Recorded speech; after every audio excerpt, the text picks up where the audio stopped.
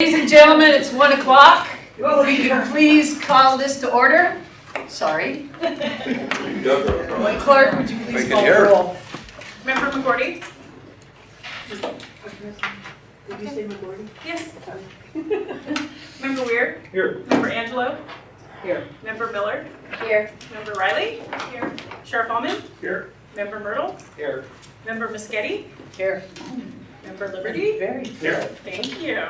Member Diamond? Here. And let the record reflect that Chair Barash is absent. Thank you. So is there anyone in the public who would like to make any expression for any item that is not on the agenda? Seeing none, we'll move to agenda item number 3A, discussion and possible action regarding expenditure report on Measure B tax funds. Mr. Weir. Yes. So I'm going to be referring to the spreadsheet that we get at all the meetings. This one has been updated now through the June 2019 payment, which is our 13th monthly payment. You can see that I have all of the monthly amounts and then a running balance on the right-hand side for the revenues. After 13 months, we're at $8,730,796. Then below that would be the total expenses to date and a running total of my expenses, our expenses, which total $228,187. Drop down all the way to the bottom. I brought down the life-to-date revenue amount and the life-to-date expense amount, and the earnings on the fund so far are $36,414 interest earnings, which is through the third quarter. We still have the fourth quarter to go. But currently, there's a balance in the fund of $8,539,023. Thank you. Do we have any committee comment? Yes. Yes, Mr. Dunn. I'm just curious about the interest earnings. That's a significant amount. I'm just curious of where the earnings come from. Where's the money invested in the funds that we have? So our money is deposited into our fund, which is part of the treasury pool, and our treasurer, by law, is allowed to invest in certain investments that are safe, low risk, and as a matter of fact, throughout this year, our interest rate has been climbing slightly. It's not a lot, it's still 1.5%, 1 3/4, but it has been going up, so that is true. Good, thanks. Yes, Ms. Riley. On another random note that I think is interesting for the community, it looks like if you compare year over year, just the June revenues, sales tax revenue in the county is up about 25%. That's important for Measure B and for the county, so yay for the county. Thank you. Anyone else on the committee? Jan? Yeah, I was going to say essentially the same thing, that comparing between April last year and April this year, there's a difference of $169,000. Thank you. Any other comment from the committee? Anyone in the public? Hearing none. We will move on to agenda item 3B, approval of minutes of the May 22nd, 2019 minutes. Clerk. What you have before you are the minutes for May 22nd. You will notice that there have been a few minor corrections to even the ones that I distributed yesterday. So I believe I have addressed all of the typos that were identified. Alden would like to make a motion, we accept the minutes, approve the minutes as presented today. Second. Hold on one moment, please. Is there any comment from the committee on the minutes? Hearing none. Public? Thank you. I'm sorry, Sheriff. Make a motion. There was a second, I think, over there. Who seconded? Ms. McGordy. Thank you. All those in favor? Aye. All those opposed? Thank you. We move on to agenda item number 3C, approval of minutes of the July 8th meeting. County Clerk. The same for the minutes from July 8th. You will notice that the minutes that you have in front of you have a few minor corrections as well. Any committee comments on the minutes for July 8th? Public? Do I have a motion to accept? I'll move approval. Second Almond. Thank you. All those in favor? All those opposed? Thank you. Moving on to agenda item number 3D, discussion and possible action regarding the update on the purchase of Regional Behavioral Health Training Center and Sheriff's Substation. Sheriff Allman, would you like to speak to that, please? I think I'm going to defer to Colonel Angelo on this one, to see if she can start on this, the business part of it, yeah. Sure. So regarding this property, we had our meeting here, our special meeting on July 8th, and a recommendation to move forward with the purchase of this property on East Road in Redwood Valley for a training center with a 70-30 split, 70% being Measure B, 30% being the county. And we went to the board the next day on the 9th in closed session, and the board gave direction on this, and then we made an offer on this property. So we purchased this property for $389,000. When we purchased this property, there were 3 other offers on this property, and the original price of this property was $389,000.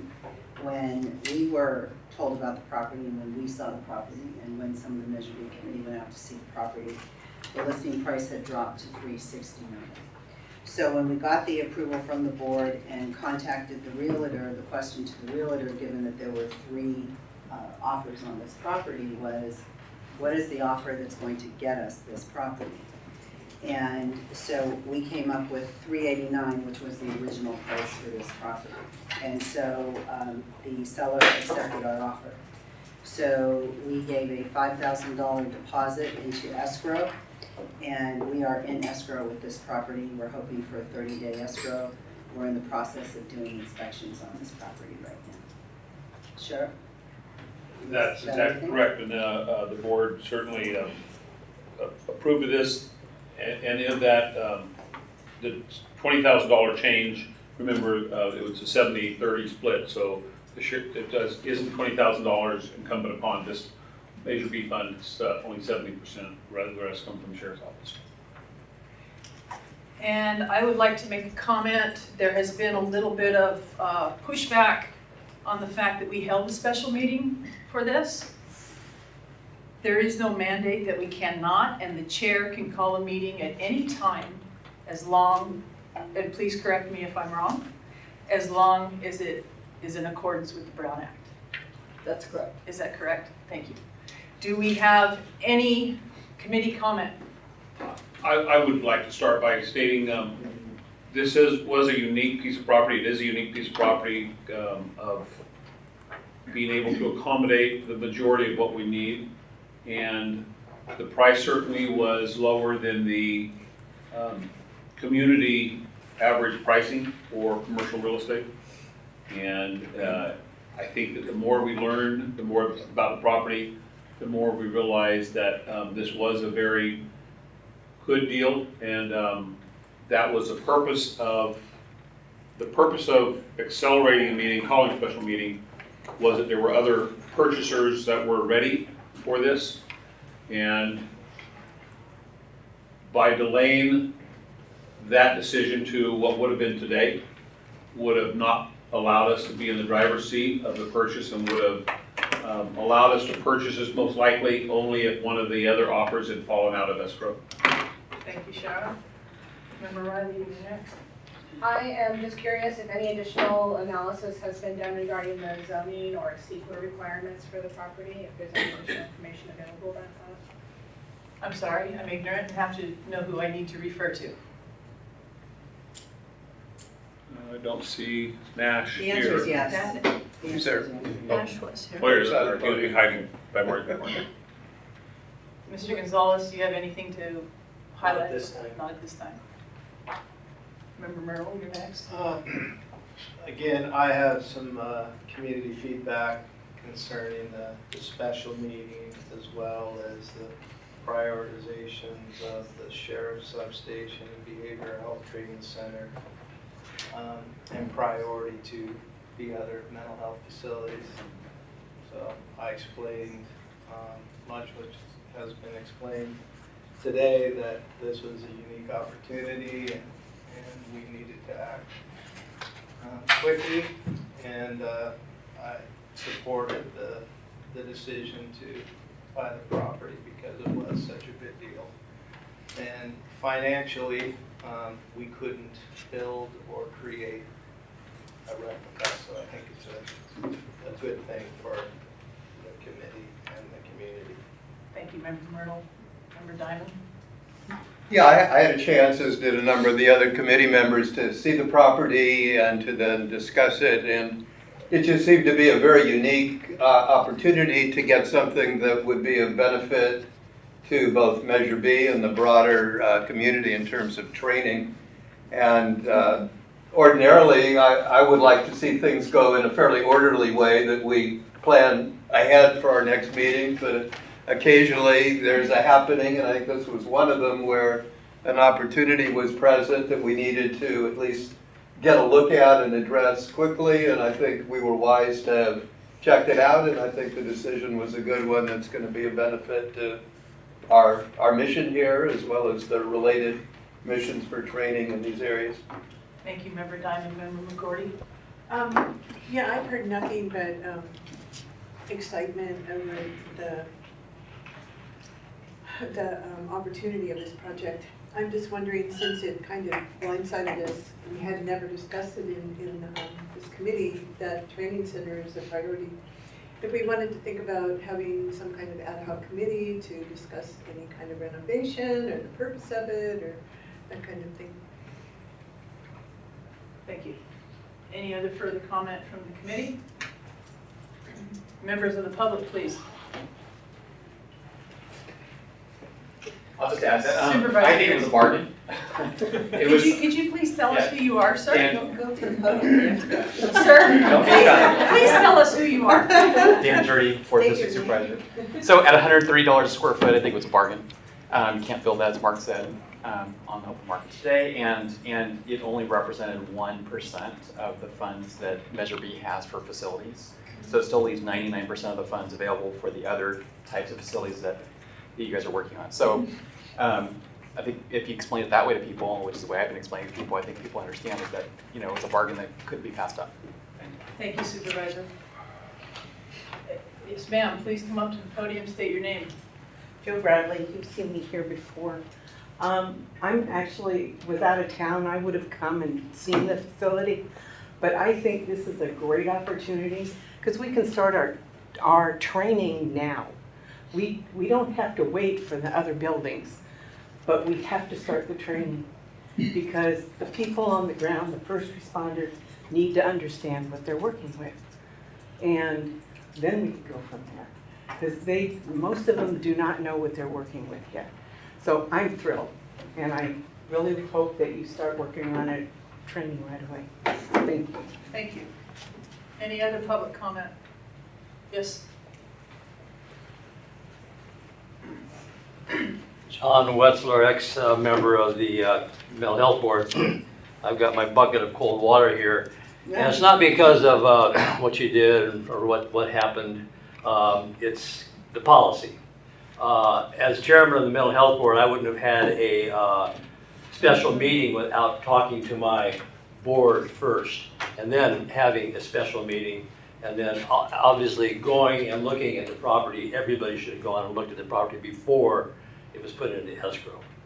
So that's a policy issue that I would think would be something that you might want to think about adopting, that a special meeting. You did it there's no problem with the way you did it, but it just doesn't bring the entire 11-member board in on it. I knew nothing about it. I talked to quite a few people who knew nothing about it. And I'm sure it was put out, I'm sure it was in the paper, I'm sure it was on the media. But I think that in the future, any special meeting should be announced to the full, and you should decide amongst yourselves whether you're going to have a special meeting or not. And that's my 2 cents for now. Thank you. Chair, do I have the opportunity to respond? Yes, ma'am, you do. I would like to just say that our rules of procedure say that at any time a member may ask to have an item on the agenda. We referred to the chair who said, yes, we should have the agenda based on the need for the timing of the item. We then pulled the committee members individually to see who would be available. We scheduled according to that. We did have a tour of the facility on the agenda so that all the members of the committee were able to view the facility and any members of the public prior to adjourning the meeting here for consideration. So I would like to duly reply that it was noticed appropriately in the newspapers, followed Brown Act completely, and all of the things that you requested actually did happen. Great. Thank you. Go, girl. And I may be out of place, but this is a standing item on the agenda now. Correct. Thank you. Excuse me. There is no action on this. It is a standing item. Is everybody okay with that? This being what? It is a standing item. It will always be on the agenda until we decide to take it off. What will be? The training center. Ah, gotcha. Yes, ma'am. What about an ad hoc committee to, plan in advance? Do I have any further comment on that? I do. I think that an ad hoc committee certainly is appropriate. The fact that escrow hasn't closed yet is certainly something that we don't know what we don't know. I'm hoping that we're going to have a meeting next month and we can put on the agenda and have people discuss this. But an ad hoc, in my opinion, an ad hoc committee for the renovation of the training center, Right. as well as setting up the training logistics is a very apropos idea. It- Yes. Thank you. Any other committee comments? As chair, and I'm acting chair, sorry. Once escrow goes through and we own the property, I personally believe that an ad hoc committee is good. Any public comment on that? Hearing none, we will move on to agenda item number 3E, discussion and possible action regarding update on status of the architect RFQ and related feasibility study. And Janelle, please. Hi, Janelle Rao, I'm a deputy CEO for the county, and I assist our CEO in the capacity of the purchasing agent. So I'm just going to go through this really quick. The RFP was issued, RFQ, on the 19th of June. We held a mandatory meeting on July 2nd. There were 11 attendees at that mandatory meeting. So we have 11 actual participants that are now qualified or have the ability to submit proposals. The inquiry deadline was the 16th. We have responses due on August 16th. We're preparing, we have a draft addenda at this point that our target is to issue this coming Monday that will still be in compliance and allow those folks to prepare their proposals accordingly by the 16th submission deadline. The rest of the evaluation periods, we will have and schedule, we will have a written evaluation process occurring in August. Oral presentations will be scheduled. We have a notice to intent to award that will come during that time period. Our target to get to the board is October 22nd. That is it. Next question, please. So our next meeting is scheduled to be August 28th. By August 28th, what would be the progress by that date? By August 28th, we should be able to give you a short list of who we would be prepared to invite to oral presentations. So at that point in time, we would have done the initial review that says, here are of the X, Y, or Z proposals, here's who are qualified for the next step in evaluation, which is the written. From the written, we should then have a short list, we call it, you're hoping to refine down your top candidates. I would look to the evaluation panel to determine who we would invite to that. Typically it's between 1 to 3, could be 1 to 5, but I would hope down to the 3. We should have that publicly available to this committee to say, here's where we are in that process, as well as having those dates firmed up. So you're comfortable to have it put on the agenda for next month? Absolutely. Thank you, and I'm sorry, I did not pay attention as to which one of you was first, so I'm going to go with Jed, only because he's in my sightline. I just had a quick question about whether all the applicants have guidance about what we're asking them to do is. Yes. If I might, through the chair, Yes, please. During the mandatory meeting, it was a fairly extensive Q&A. We had a few of the mental health, your committee members that were also present. There was information that came up that we have already made readily available, including the Kemper report, and also pointed them to the behavioral health website that contains some dashboard information about our current service provision. This addenda we're going to be issuing will also have some background information to give proposers a thorough ability to prepare their responses. So they will be coming back with a specific proposal of what they would do and what it would cost, is that correct? Correct. Including timelines. Including Timelines for implementation.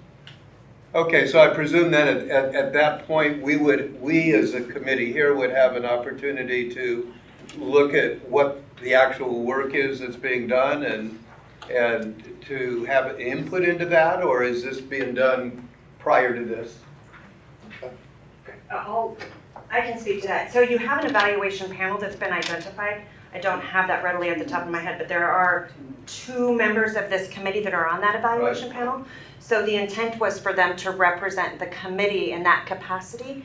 And then the short list of oral interviews, the proposals that are, I'll have to work through council to determine whether we make those publicly available or not. Typically we don't, but I'm definitely up to stretching our boundaries as far as we can to ensure that you have as much information possible to know what your evaluation panel is considering. So you have, in a typical process like this, you'll have, we give a fairly straightforward table of content of what we expect in the proposal, but they have a scope, timeline, cost, and we're working on criteria, like when you evaluate these types of proposals, what are the rationale? Usually under architects it's qualification based. Feasibility studies are proposal based, so it's basically best value. So we're a blend right now, and once we have that, we'll bring it back. Okay, thanks. Thank you, Member Diamond. Member Liberty. So I was reviewing the YouTube videos on our meeting from May 22nd, and the sheriff asked the question about how long will this feasibility study take, and he was kind of pushing for 60 days, wishful thinking, I think, but then and he was 60 to 90 days. And I think the question was asked a little wrong. So really, you asked how long will the feasibility study take, but maybe it should have been how long from now before we have an end game. What is the end date for this so it's actionable, right? Because that's really what you're trying to discover. Because as of today, it's 62 days. And we don't have a proposer yet. I mean, we don't have that narrowed down to even who's going to get it. So my question then, there's a question behind all this actually. So my question then is, from today, what would you anticipate the feasibility study would be finished? The feasibility study alone? Yeah, so from today, like by the time you get through all the, the selection and. If we had a contract, I'm going to think through it. So if we had the contract awarded, let's just say by the end of October. So let's just say we're kicking off on November 1st. I'm going to finger count.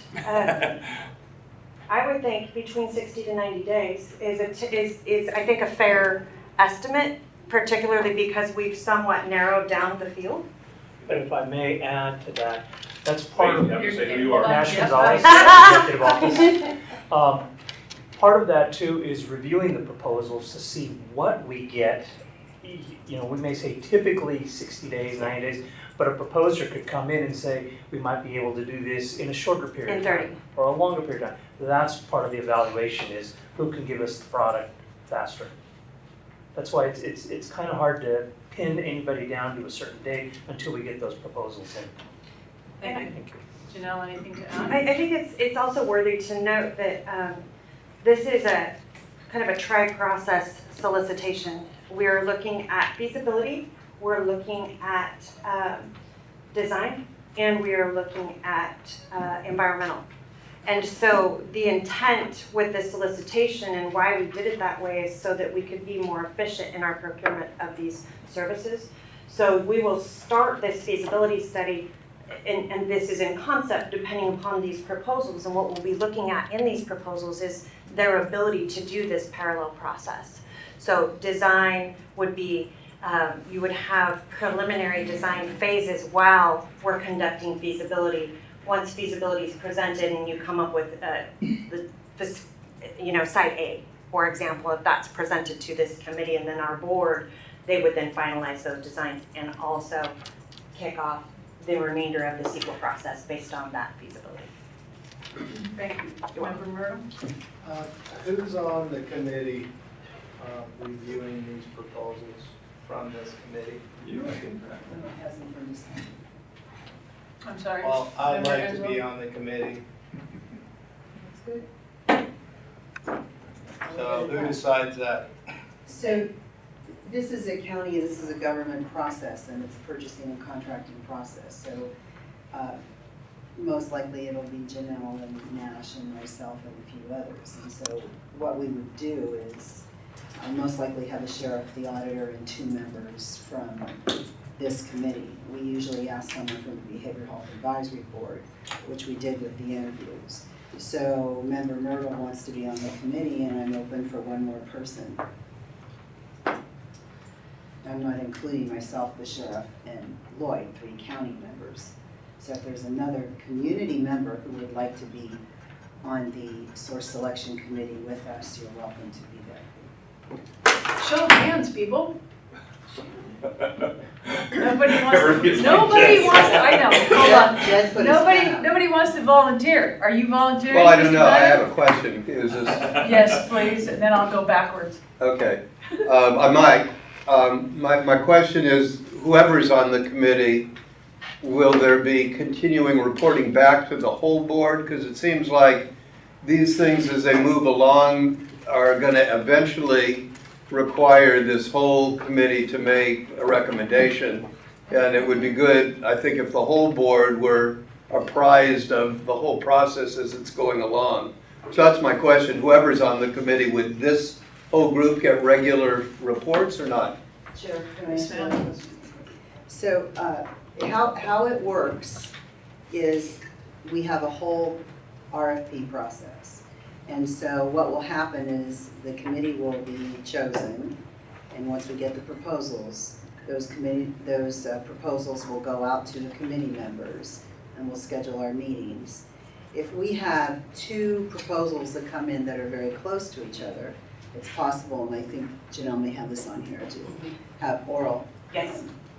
have meetings where we ask questions and get additional information, and then we get down to that one person, that one proposal. So when we get there, the committee will make a recommendation.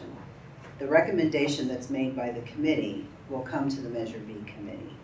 And then from there, it will go to the Board of Supervisors. The final That- recommendation? That is how that will work. Okay. But it will be the committee that will review the proposals, evaluate the proposals, and make a recommendation to the committee, this committee. So the committee that you're talking about asking for another member of would report to this whole committee? Just want to get the terms right. You got it, Jed. Okay, well, I'd be interested in finding out more about how often and what the requirements of a committee member would be. So the hope would be that we would have one day to evaluate. The hope is that we get many proposals that are Right. responsive to the RFP.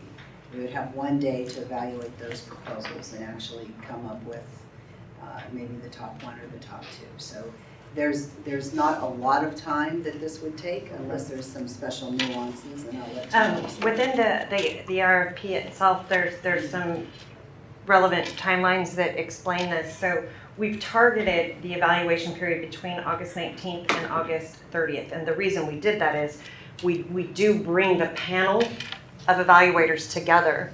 We get the written proposals that have gone through the initial screening. Let's just say we get 10 of them, and that 10 actually qualify under that initial screening.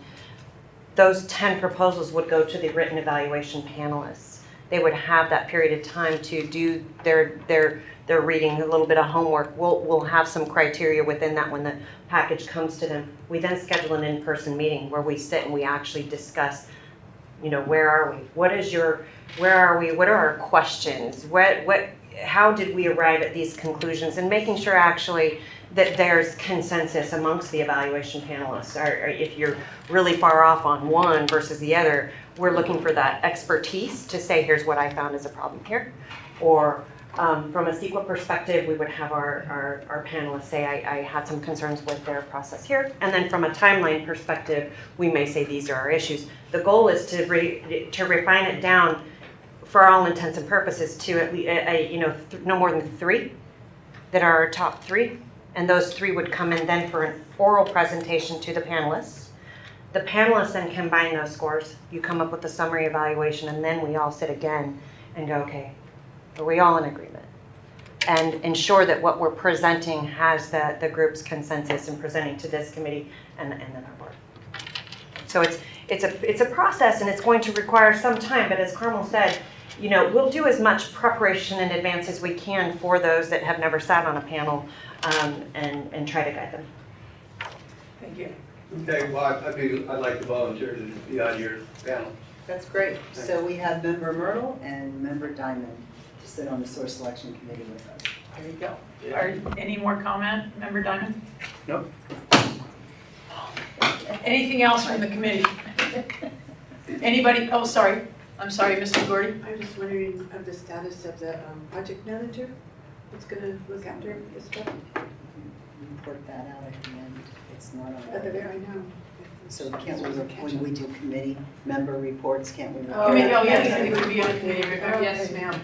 Correct, thank you. Thank you. Anybody else? Public? Any comment from the public? Yeah, okay. Hearing none, we will move on to agenda item 3F.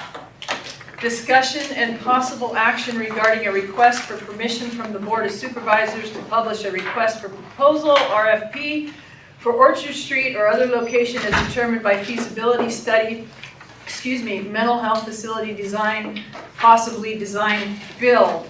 And before I turn this over to Member Liberty, I personally would like some clarification for myself and for the committee. I'm going to direct it to County Council, and that may be wrong, so please let me know. I need to be fined $25. I will. So my question is, if hypothetically we decide to do this, will this negate the first RFP?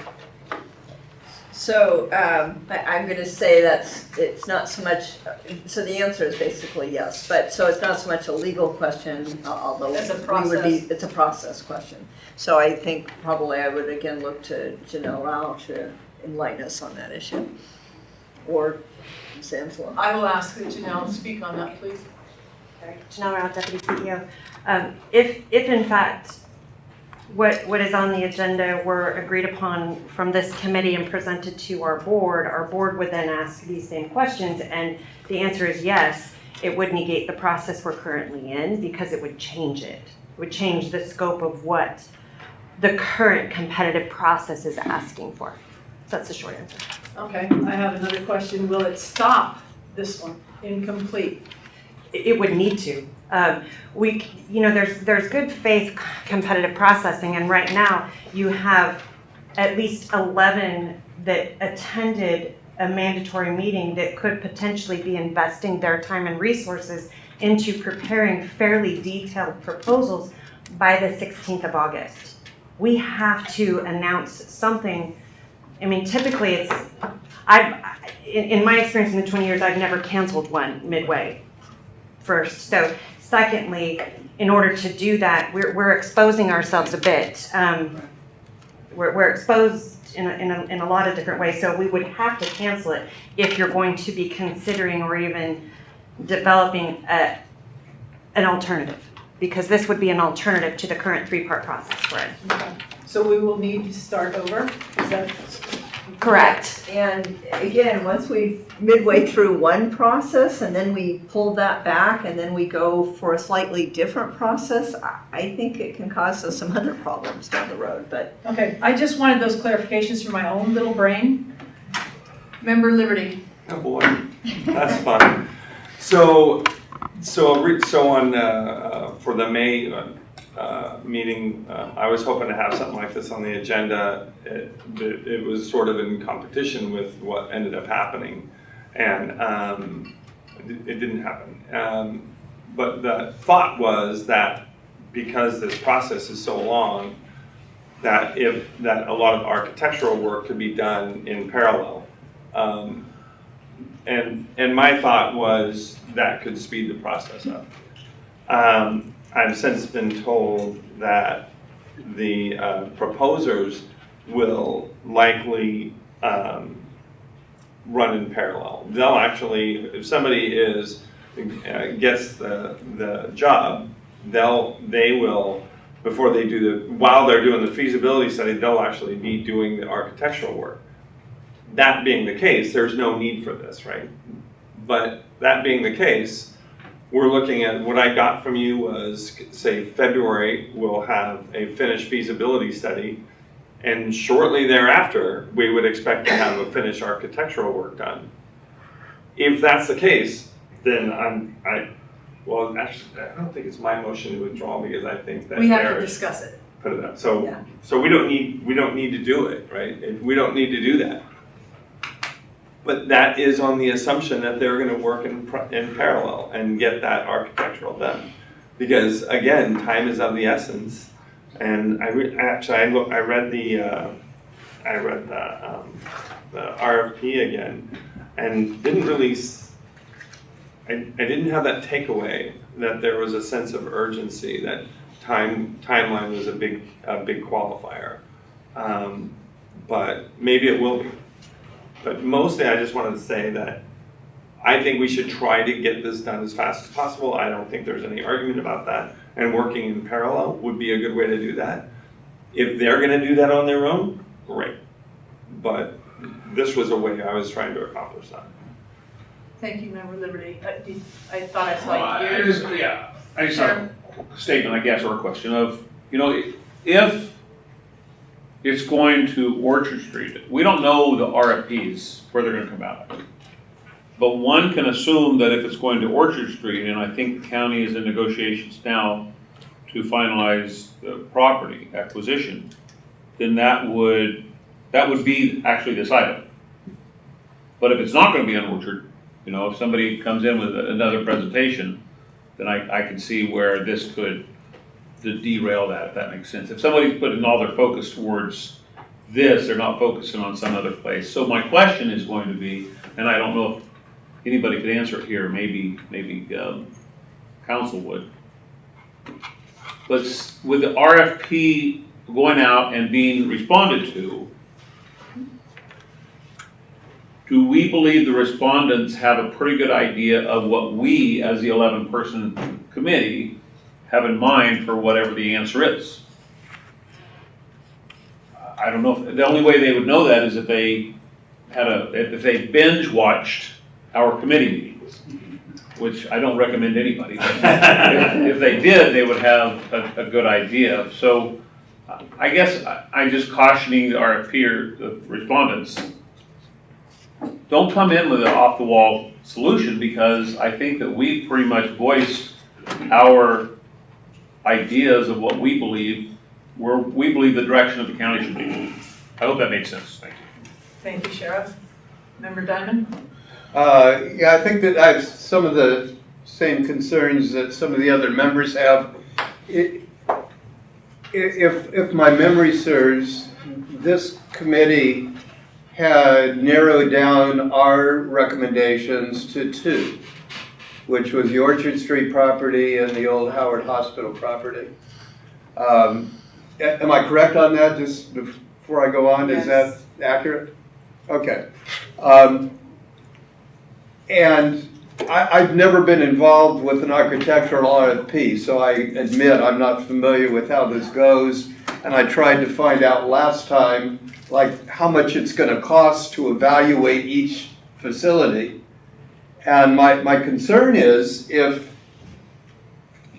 one of the facilities is clearly our professional and our evaluative choice, are we going to spend a lot of money evaluating other facilities that really we're not interested in or we don't think are the best choice. And I understand some of the way you find out is the best choice is by doing these in-depth evaluations, but you know, I've talked to a number of the people in my district, in District 3, where the old Howard Hospital is, and there's many people here from the community that have been coming. And I think there's some serious concerns about whether the old Howard Hospital would be appropriate. And I think there's a lot of people in the district who feel the old Howard Hospital would be, from the community's point of view, the best choice.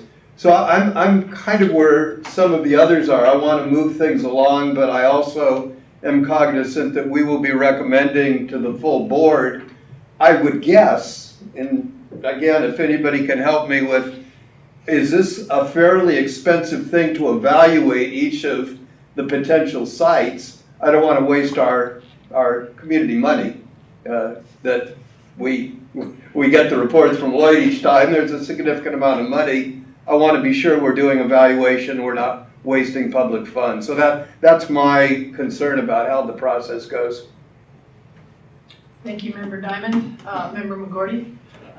From the last meeting, it was my understanding, it was brought up that it was legally required to have a review of 2 different sites. Is that not correct? That's correct. Yeah, so just choosing one wouldn't have fulfilled that requirement, in my understanding. I got that too. It's a question of we need more than one, which, or if we have 2, which are they? Sorry, I'm interrupting. Sorry, I think that's actually a Nash question as in terms of the legal requirement. That's not, and I think you're misinterpreting what he's talking about in terms of the 2 different sites. Right. It's a CEQA analysis, so I don't know if he left. But it's been clarified, I think, Commissioner Romero. Right. Thank you, Member McGorty. Member Angelo, please. Thank you. The only thing I wanted to comment on is it's almost like we keep going in circles here because this committee made a recommendation and that was a grueling process, if anybody remembers this. And the recommendation was Howard Hospital and Orchard and to have those 2 locations reviewed. And so I think that's obviously what we're asking the architect to do. Regarding the amount of money and time that would go into this, I don't think anybody at this table right now could say that one of those 2 locations should be thrown out. Then we shouldn't have ever put that location on. So there has been a review of Howard Hospital that was done a couple years ago. That will be part of the information that goes to the successful bidder. There is information on Orchard. So, you know, my hope is that there is enough supporting information on those 2 sites where an architect doesn't have to start from square one, maybe can start from square D, who knows. But the hope is that this is not going to be a long process, Jed, and that it's not going to be extremely costly. But, you know, again, with Measure B, we're talking millions of dollars. We're now talking 3 services between residential, crisis, and a 24-hour facility. And we keep wanting to rush this process. And we can rush it into major, major mistakes. And so, you know, I think that, I don't think, if you look at the time frame, we're working, this is really a very good time frame. We're working as quick as we can with all of this to still try to comply with regulations and the law. And so, you know, I would hate to see us spend any more time going over which locations we even have and if those locations should still be part of it when we're a month away from getting proposals in. Thank you. Thank you, Member Angelo. Member Liberty? So trying to answer all these questions. So the proposers were asked to consider these 2 sites, the Orchard and Howard Hospital, but also any site they thought would be feasible in the Ukiah Valley. So they were kind of the RFP and at the meeting. The unincorporated. Oh, sorry. So she just corrected me and said the unincorporated area. Okay. And so, Here's the reason. here, let me help you with that. There you go. So, anyways, so I wanted to tell you that, right? And they're actually the RFP and staff was very careful to try not to direct them in a certain direction, but I talked about the sense of urgency I'd like to instill in the proposers on timeline, but it's not appropriate for any of us, I think, to go talk to any of the proposers. Oh, yeah. Obviously, right? This is how we reach out to them, right? This is how we communicate that to them, a sense of urgency, bringing something like this up in the meeting. That was probably why I didn't pull it off. So I didn't take it off the agenda already. A way to communicate to them appropriately that time is of the essence. And then the other thing was, we're talking about if it doesn't go. Tom was talking about if it doesn't go on Orchard Street, you hate to go through all the architectural work and then find out that we're not going to use that site. But as I said in the May 22nd meeting, it would go anywhere. You could take that design and put it on a flat 2 acres anywhere, and I was told that it wouldn't work just anywhere because of drainage and solar concerns. Really, come on, I don't buy that. I think it could go anywhere on a flat 2 acres, but I just wanted to address those. You said it wouldn't be wasted is what I'm hearing. Yeah, I mean, and God put erasers on pencils for a reason, and architects know how to use them. It wouldn't be a tear up, right? Gotcha. You would have 2 or 3 months worth of work done in parallel. Now, if as staff is indicating that they're going to do that anyways, okay, no harm, no foul. We're going a good path. So right now they're talking February, and shortly after that we should have a biddable design. Let's see. We shall see. Thank you, Member Liberty. Member Myrtle. I wanted to comment concerning the RFP feasibility in 2 different locations. Specifically, the hospital in Willits, part of what we're considering as a top unit, which is a mental hospital. The other reason that was potentially considered is it's a remodel of an existing hospital for a hospital, so that kind of inherently makes a little sense. Orchard is a bare piece of ground, so I think we should be using feasibility studies to determine what's the better value as far as cost is concerned, as well as use.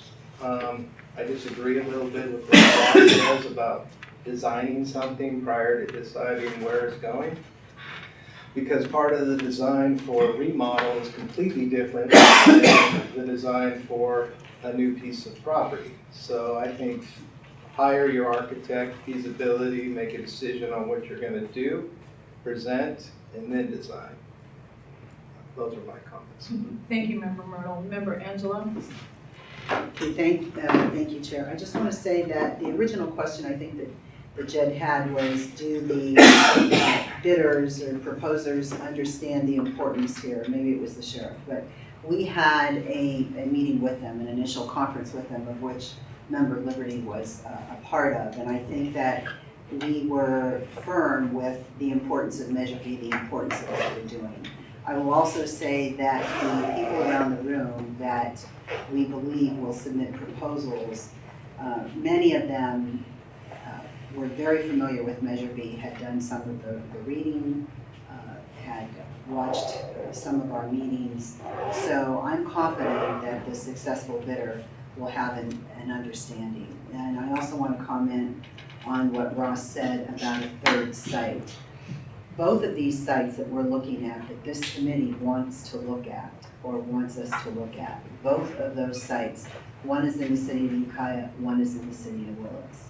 Well, we know there has been, multiple concerns back and forth. We've heard many things. The city of Willits doesn't want this. The city of Willits doesn't have a problem with this. I mean, it has been back and forth and back and forth.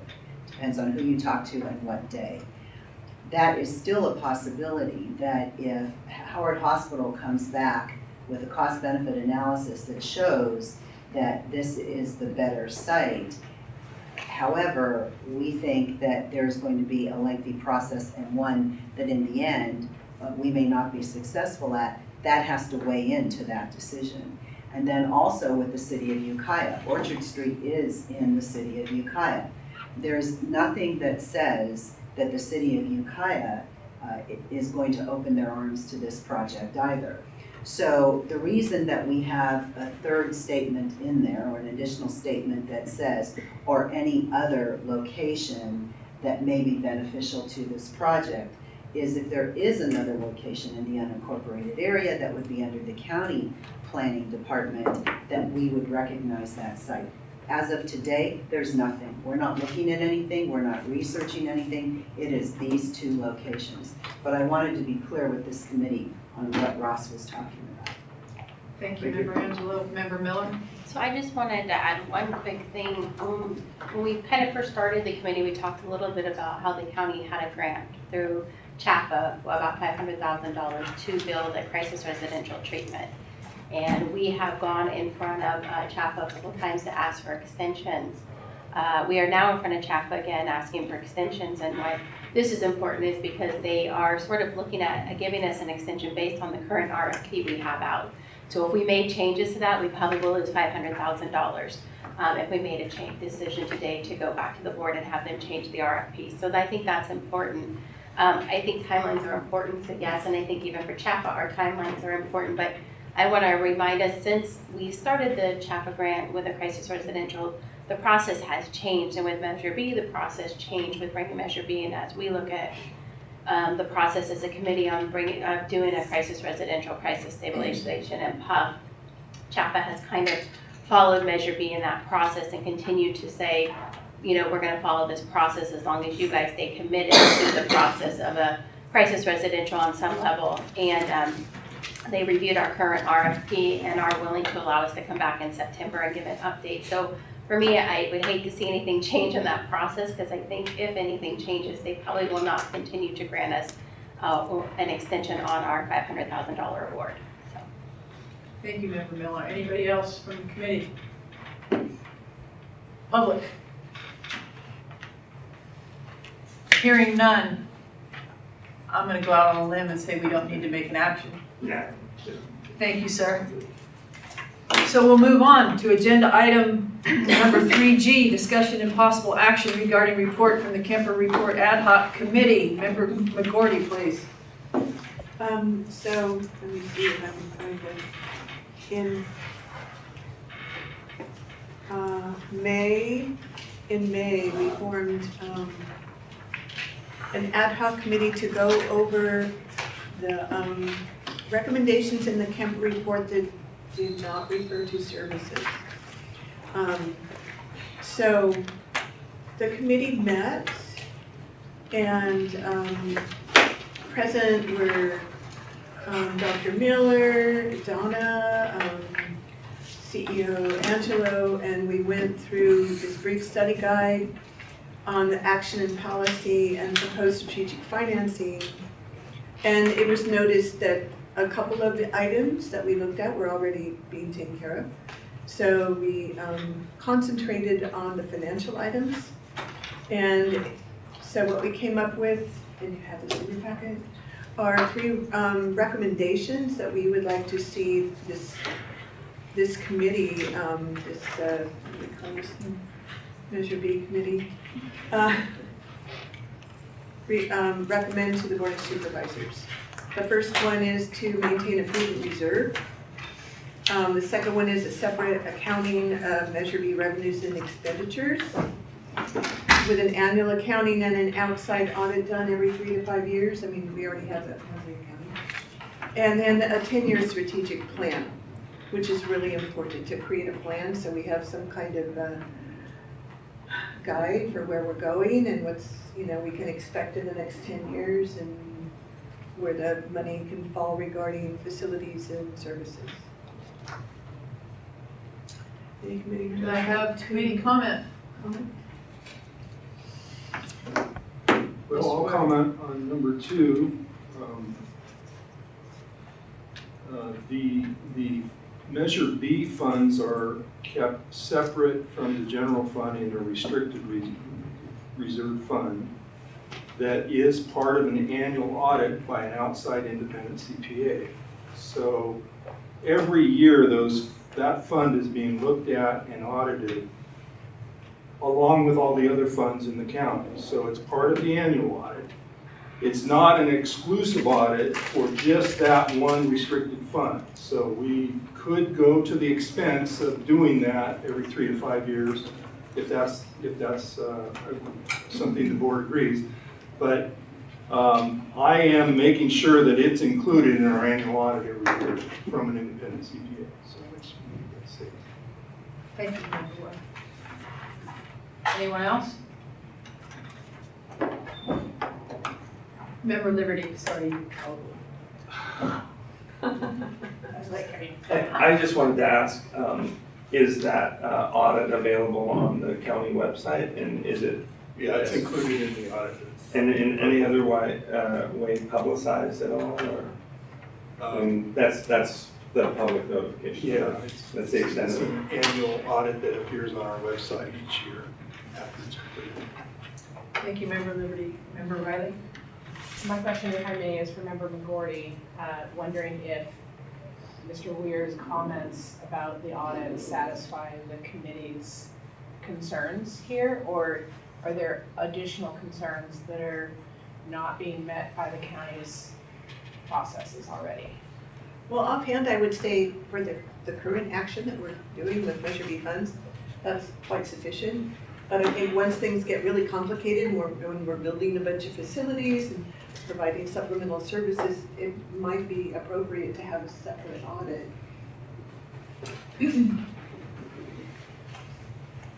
Member Myrtle? I think it's premature to make these recommendations to the board because we're not sure what we're spending our money on. How do we have a 10-year strategic plan when we don't know what we're building or servicing or doing? So I don't think it's prudent to bring this recommendation to the board at this time. I'm not against building a reserve, but I'd like to know what we're spending our money and potentially how much it is before we already hamstring ourselves with 12.5% reserve. Any other member comment? Member McGorty? I don't think it's, I think it's good to think now about a strategic plan because looking backwards at a strategic plan, strategic planning is looking ahead. So it's like, okay, well, we expect to have this much money, this is how we expect to have it spent. Plans are something that can be changed, but to say, oh, we're gonna wait until we know how much money we can spend or how much this is gonna cost before we make a plan, then we won't know if it's gonna fit into the plan. And having a prudent reserve is something that you plan ahead for, like see what's left over and then say, oh, that's our prudent reserve. It's my understanding. I'm not an MBA. Oh, excuse me, sorry, Member Diamond. I think for me, I resonate with both what Jan and Mark are saying. I think we already do have a plan that we're operating from. I don't think we're just operating in the dark. We have the Kemper report and we've moved ahead on those. We have some things in the works which we discussed today. So my sense is that we've got the beginning of a plan, and I would agree with Mark that I'd like to see the outcome of this plan before we do the next stage of a plan. So I think all the things that you've suggested, I think are useful to do. I just think maybe waiting till we actually get these things in order would give us a better chance to see where the planning we've already done then will relate to what we'd want to do over a fairly long period of time. Hence, so that's my thought. Thank you, Member Diamond. Member Myrtle? First and foremost, I want to say that I do think we should have a strategic plan. I do think we should have a reserve. I don't know about the separate audit report. However, I think what can happen and has happened in this committee is we lose focus on what we're trying to do primarily. And I think, from my standpoint, CSU, CRT, we focus on those things and getting those things built, and then we focus on other things. So that's all on the point I'm trying to make. Thank you, Member Myrtle. Member Miller? So I want to add that I think a strategic plan is good to have before you start. One of the things we need to decide as we're looking at what we're building, can we afford to build it and sustain it long term? And if we're not looking at our finances now, we build buildings and we can't sustain it because we financially didn't review what are the staffing needs, what are the long-term consequences, what are we going to have to pay to staff that, what kind of insurance are we going to bring in, and will it pay for itself, or will there be a deficit that has to be covered by Measure B dollars? If we're not looking at that today and we make a decision that we're going to build 3 facilities and then have to go back and wonder how we fund it, I just have a concern with that. I think part of building your strategic plan allows you to see, not that it's perfect, but allows you to see what does that look like before we build everything and we make a decision on what we're going to build and then how we're going to fund it. I think having a reserve is always important. In the behavioral health world, most of our funding streams, they require that you have a reserve. We have to remember that as we operate, that there will be things that we operate these facilities that we will get audits through Medi-Cal, possibly Medicare. How will those funds be paid back? Because we know in the mental health world, we get audits every year, and we're constantly having to either get money from the state or pay the state back. So those are things yes, we can look at that later, but I am worried about not having a financial review of what we're doing today, and I think the strategic plan starts that. I also think we have a training center opening, and we want to look at how is that going to impact our budget overall, and is there some operating expense that's going to go in that, and that should be part of the strategic plan as we look at what we're doing. Thank you, Member Miller. Member Myrtle? So with the strategic plan, if we come in, we plan for having a CSU, CRT, PUF unit, and we make a strategic plan for all of those. And in reality, we can't build all of those because the costs are too much. Then we've wasted valuable resources on things that we didn't really even have the money for. So I'm not against creating a strategic plan, and I'm 100% behind you, and I was going to mention this in my report, that before we build a multi-million-dollar facility, we need to have an operator to run it. So once we get an architect on board, we need to be submitting an RFP for some people to run the CRT, CSU, PUF units. And that's something that would have to be concurrent. So I'm not in disagreement of these recommendations. I'm in disagreement of the timing of the recommendation. That's all I'll say on the topic. Anyone else on the committee? Yes, Member Riley. I do support the development of a strategic plan, and I agree with the behavioral health's opinion that the Kemper financial plan is a good place to start. I don't think that this plan is something that has to take a lot of time or resources. I think it's important to have that type of plan, not just for this committee, but also for the public, so that they do know how we're prioritizing these funds. We're tasked with overseeing billions of dollars of the community's money here. And so to that end, I would like to make a motion that we do support the Behavioral Health Committee's recommendation to create a strategic plan. I'm not in support of creating a separate auditing process at this point, but I do think the discussion of the reserve should take place as part of the development of the financial strategic plan. Do I have a second? I still need discussion and public comment. A second. Any more committee comment on that? Yeah, it wasn't the behavioral health, it was Measure B ad hoc committee. Measure B ad hoc committee. Right. Thank you for the clarification. Okay, thank you. Doesn't change my opinion. Any other committee comments? Public comments, please. Please Mr. Wetzler stand up, state your name. On my way. John Wetzler, Little River. I remember years ago when we started to build the Willow Terrace project through RCHDC, that we leveraged the funds that we got through RCHDC and from MHSA. We had $1.4 million, as I remember, from capital facilities funding. Are we, Lloyd, this is for you, are we able to leverage the funds that we bring in through our sales taxes? And can we look at leveraging our funds with tax credits to the community, to the state, to the actually the entire country? We no way we could have done 38 housing developments at all. We only had $1.4 million. That's all we had. They brought in millions and millions of dollars, and now we have 38 units that are populated by seriously mentally ill people that they brought the money in to build. Now, someone else may know that that is something that we can't do with this kind of money, but I think that it's something that we should look at. And I think that our money problems would evaporate if we could somehow try that out. Also, I had another thing I wanted to bring up earlier. Tom, I heard you on radio. Mr. Wexler, Yes. you're supposed to address yourself to the chair. Chair, I know hi, you're Chair. very aware I'm of sorry. that. Yeah, I am aware of that. But I let people talk to people other than me. I wanted to indicate that most modern construction now is done modularly. All high rises.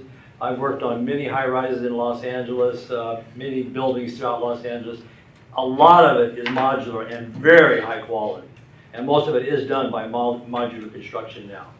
I just want to state that to hope that in the RF, I guess it's already out, but I wouldn't set aside and not consider modular construction. There was just a big puff unit put at Ridgeway in Inyo County, that 16-bed, it was all done by modular construction. I gave you a photograph of it. It's an outstanding looking building with adobe walls, and it was modular construction. And they take care of all the permitting, the architectural work, everything.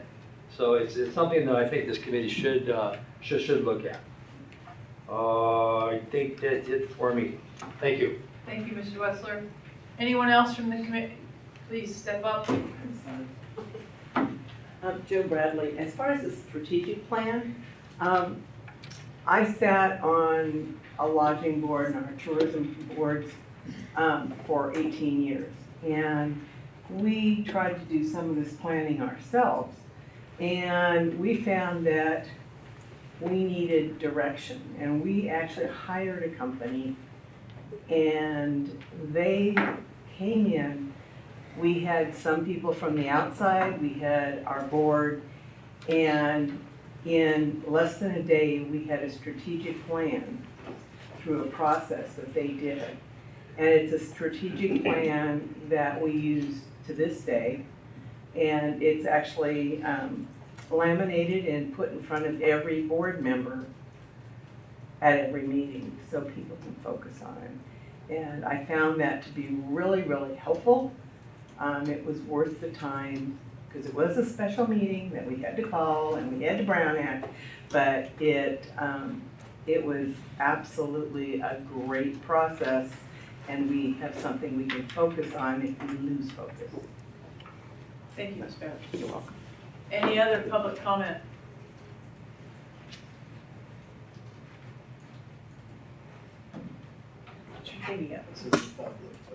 No. Yes, Mr. Myrtle? So if we were to create the strategic plan, the strategic plan would earmark specific funding sources for specific aspects of all the money. Is that correct? Question.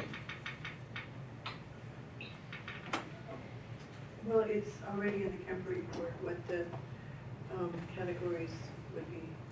So we already have a strategic plan. Pretty much, we have a suggestion and that's what it states. It just So- hasn't been recommended that that's what we do. We're going to the board to ask what we already have. Well, if we have, you know. We don't have the control to make our own decisions, basically. Right. Yeah. We're asking the board to create a strategic plan, and here, you don't have to even work at it, because here it is. Now give it back to us so we can do it. They need to, right, thank you. Would you please mind restating that? I said, we could ask the board to adopt the Kemper recommendations as a strategic or financial plan. So you're not asking them to create it. So, any other comments anywhere? Could you please read? Yes. And I didn't catch if the motion was seconded, I'm sorry. It was. By Mr. Diamond. Mr. Diamond. Okay. So what's the motion? Are We're- we- Yes, she's gonna reread it. Just one moment. I have a motion by Member Riley, seconded by Member Diamond, to support the ad hoc committee's recommendation to create a strategic plan with no separate audit process at this point. Prudent reserve conversation should take place as part of the strategic plan. Is that correct, Member Riley? That is correct. Just as general commentary, I agree with the fact that Kemper's financial plan is a good place to start. I don't think that needs to be part of the motion here. Correct with your second, Member Diamond? Do we have any further discussion? Quick question. So the ad hoc would bring us a rough draft of a general plan, of a specific plan, strategic plan, with the ad hoc put on the agenda, so we would spend an hour discussing it. I guess I'm wondering what the ad hoc would present to this committee. Oh, I think it's already there in the Kemper report. It is, The so 10-year can we strategic assume the ad hoc would prepare a rough draft of a strategic plan and bring it for discussion? Sure. So you want it to wait another meeting? No, no, he's asking a question. We have a motion on the floor. We're discussing it. Is there any further discussion? All those in favor? Okay. Wait a minute, okay, I don't hear a bunch of stuff, so hands, please. All those in favor? 2, 3, 4, 5, 6, 7. I need the no's. L knows. 2. Any abstentions? Any abstentions? So all ayes of Member Myrtle, and we're dissenting, is that correct? Thank you. Okay, motion carries. Now I gotta look at my notes. Committee member reports, please. Ms. Miller. So we made a motion, passed a motion for an ad hoc committee. Is that gonna be cited today, or is that gonna be on the agenda for next month? Excuse me, it should be a standing agenda item. I'm talking about the committee members. Are we gonna keep the same committee? We're changing the focus of this, Right. what was presented. And so are we to assume the same people on this ad hoc are doing the strategic planning ad hoc? Through the Kemper report, that would be my statement. If that's objectable, we need to clear that up. Well, there's apples and oranges here. It's one thing to talk about the Kemper report, there's another thing to say, well, we're going to do the strategic plan for the Measure B committee. And I'm not opposed to it, but that's not clarified for the committee members or the public. And I think it's fair to clarify who are the ad hoc committee members, because when the ad hoc committee members were put on the Kemper report, it was very specific for the Kemper report. True.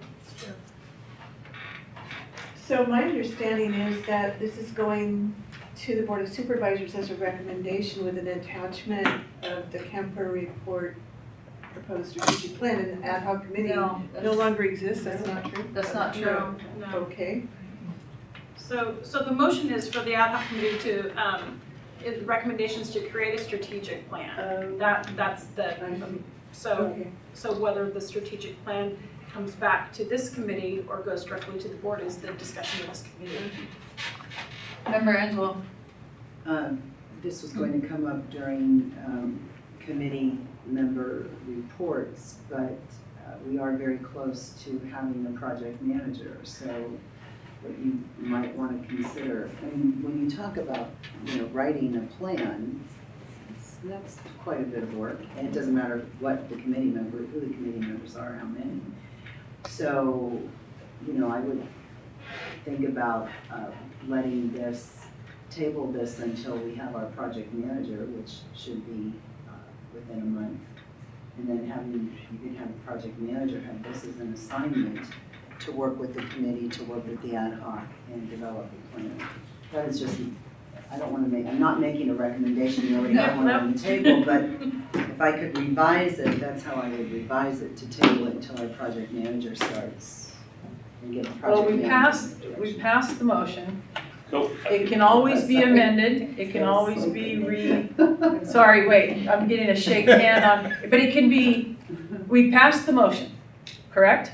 Correct. Correct. If I might just interject, I believe that the motion stands as it is. I think the board could make a directive that they Thank you. could wait for the project manager to proceed with the strategic plan. I need to educate myself a little more. Thank you. I'm just supporting the recommendation. Yeah, it wasn't direction. Sure. so the clerk read it and said, I believe it's allow the ad hoc committee, and I thought the motion was allow a ad hoc committee. No, so No, it's I'll the- repeat the motion if you'd like, actually. The action now is to support the ad hoc committee's recommendation. So this ad hoc Okay, committee's okay. recommendation to create a strategic plan. No separate audit process at this point, and credit reserve conversations should take place as part of the strategic plan. So the motion does not say who the ad hoc committee It is. does Okay. not. Thank you. Any more clarification on anything? See, you should never have me as chair. And then, Doing a great job, actually. Committee member reports. okay, None. Member McGordy. Yeah, I just wanted to mention that I want to set up a tour of the Grass Valley facility with the Behavioral Health Board, and if anybody on this committee is interested, let me know and you can be included. Member Angela. Member McGordy brought this up earlier, and then of course I just brought it up, is that we did our interviews. We had a first panel and a second panel to interview our project manager. We had multiple applications, and we had some good candidates. And the last interview was sometime this week, I believe. And it was Monday afternoon. It was the sheriff, myself, and Member McGordy. We had 3 finalists, and we made a decision on the final candidate, and we made a job offer contingent upon references and a background check. And if everything checks out, and there's no reason to believe that it won't, we should have our project manager, hopefully, by our next Measure B committee meeting. And thank you, committee, for doing that. It Member was the Liberty. first panel too, that I should mention. I don't remember who was on it. I do, I was. Member Liberty. Nothing. Member Ware. I don't have anything. I do not either. Member Myrtle. Just a few comments. Again, once we select an architect, I do think we need to be considering operators for facilities, namely the CRT, CSU, and HUF facilities. And with how long the RFPs take to create, I think that should be happening sooner rather than later. And because like others have mentioned, is we don't want to build or design a $20 million facility if we have no one to run it or have the resources to operate it. So that's all I got to say. Thank you, Member Myrtle. Member Riley. Nothing to report. Sheriff Holman. 2 things. First of all, the MCIT, Mendocino Critical Incident Team, is going to have a training in October. I don't have the dates yet because we're going to meet at the Bartlett Hall. That's where the training is going to be. And the Presbyterian Church is getting back to us. But this is going to be on the coast for first responders on the coast. We're working with the Department of Mental Health for this. This is good. This is great. And then the second thing is, as was brought up, I was on KZYX, an interview last Friday, and in my role as sheriff, and certainly Measure B was discussed. And it's, I would imagine it's available on what they call the KZYX jukebox. That's all, thank you. Thank you, Sheriff. Member Diamond. Yes, this month I've been continuing to meet with the community in and around Willits, around discussions of the possible Old Howard Hospital. I met with city manager and numerous members of the city council and community members. And as this continues to move along, I'll continue to kind of pull the community, and people are finding me around community to give me their ideas and concerns. So that will continue, I'm sure. Thank you. Yes. If I could assist the sheriff, oops, I just closed it. I was asking for someone else the dates for the CIT meeting, and it's going to be apparently October 21st, 22nd, and 23rd. No, that's Denise's training. August, did you say? October? Oh, I'm sorry. October 22nd? 21st, 22nd, and 23rd, that was what we got. I had Well, it's not asked gonna for be at those Barton Hall dates. then, because we can't use it on Tuesday. So what council's saying is certainly in direct conflict with what I'm dealing with. Okay, so I will, that's the information I was given, so, I'll double check. right. Okay. Adjourn. Boom. General. Done. Sorry to assist. No,